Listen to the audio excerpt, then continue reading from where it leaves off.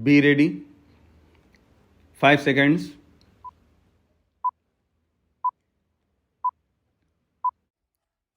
Start. A few years back, our country was suffering from a deficit in food grains, and some people abroad had written us off as a country which could not be saved. In their view, our agriculture had no future and we would be exposed to recurring famines. These prophets of gloom had reckoned without our indefatigable Kisan, and they have been proved false. This country, which was producing 5 crore tons of food grains in 1950, has now reached a level of over 12 crore tons in spite of floods and other natural calamities in several parts of the country. The credit for this goes to the Kisan, the vast majority of whom are small and marginal farmers.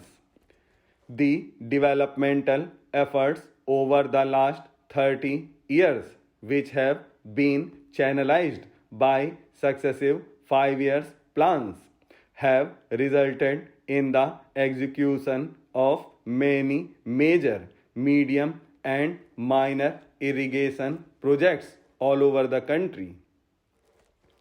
The assured water supply from these projects, as well as production of fertilizers, pesticides, and high yielding strains, have all aided the Kisan in ushering in an era of plenty.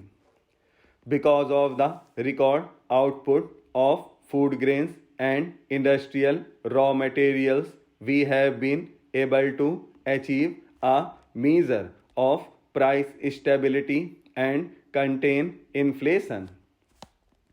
Food sufficiency is among the major factors that have helped the country to sustain and strengthen its political and economic independence.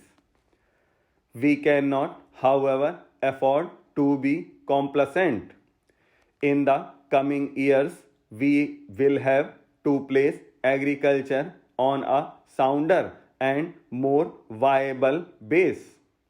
We will have to assure fair prices for the farmers' produce and reduce the cost of inputs that will encourage the Kisan to work harder and show better results. There has to be an intensive study of the agroecology of every area, and we must build up self reliance of each area in order to ensure the full development of its potential.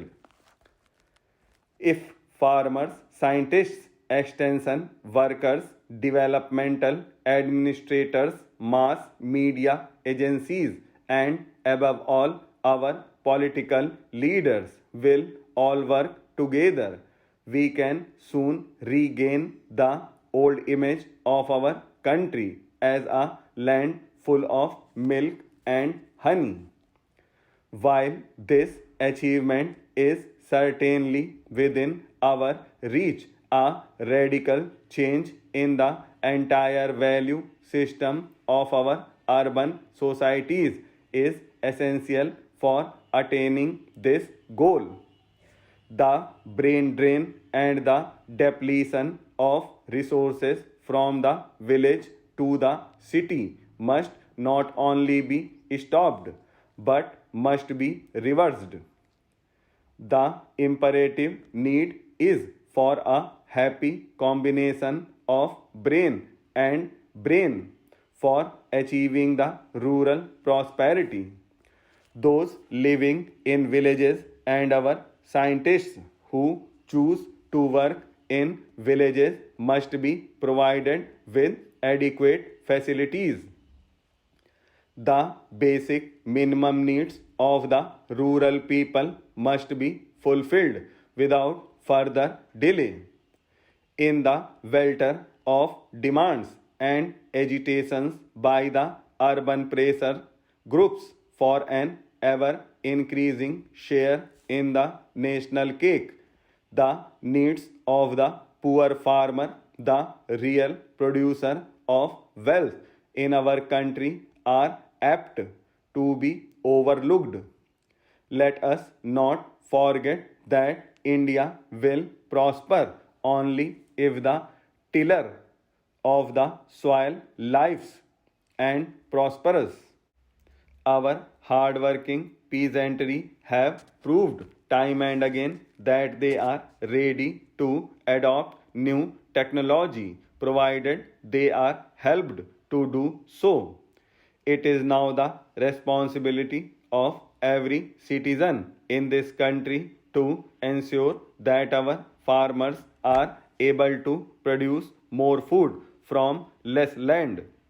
This presupposes considerable attention in safeguarding our basic agricultural assets like soil, water, flora, and fauna so that productivity can be improved without harming the long term production potential of soil and water. I have had occasion to fly over the Himalayas in recent months, and I was shocked to see the extent of deforestation that has taken place. What was once verdant greenery has been reduced to barren rocks. Such denudation and the resultant soil erosion pose a grave danger to our future. Floods and droughts are caused by thoughtless destruction of forests. We should ensure that in our zeal to bring more land under the pluck, we do not disturb the delicate balance of nature. We need to create new forest belts to be maintained in perpetuity.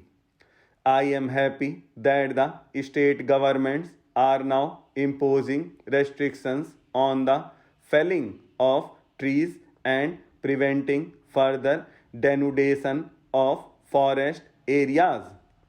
But this is largely a matter for community involvement and initiative, and I hope our people, particularly in the rural areas, will take up this work in right earnest.